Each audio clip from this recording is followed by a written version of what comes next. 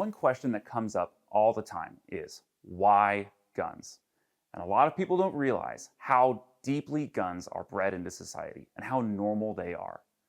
My name's Austin, and this is the Gun Garage, and we're here to step you through any kind of questions you've got on the industry, on the tools, and on how you can get better. There's three big reasons why people need guns and why people have guns. The first is safety.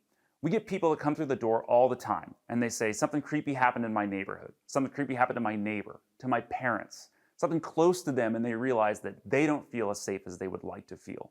And when you have a gun, when you have firearms, that allows people with the proper training to be able to create that environment where even if there's a perpetrator coming after them, where it gives them control of that situation.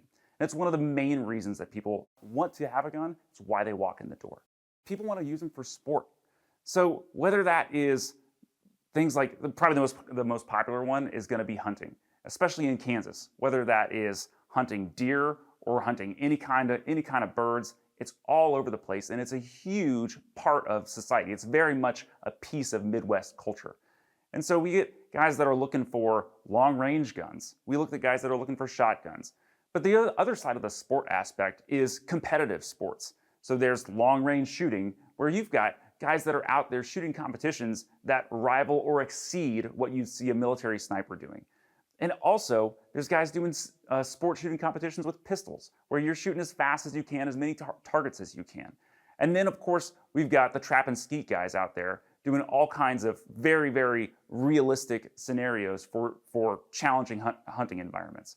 At the end of the day, why guns? Well, the sport aspect of it creates any kind of environment that you could want to have in a sport. You have the need for discipline. You have the need for practice. You have the things that drive you into that deep sense of concentration that every athlete values. And that's what you get out of the sports side of it. One last thing that's definitely not least in the list is that it is, in fact, a constitutional right for you to have a gun and to keep a gun. And we're going to talk more later in a later series about what all that means. And we're going to get really in depth into it. It's going to be a super good discussion. But it's important to remember that just exercising your right is a good enough reason to have a gun, okay?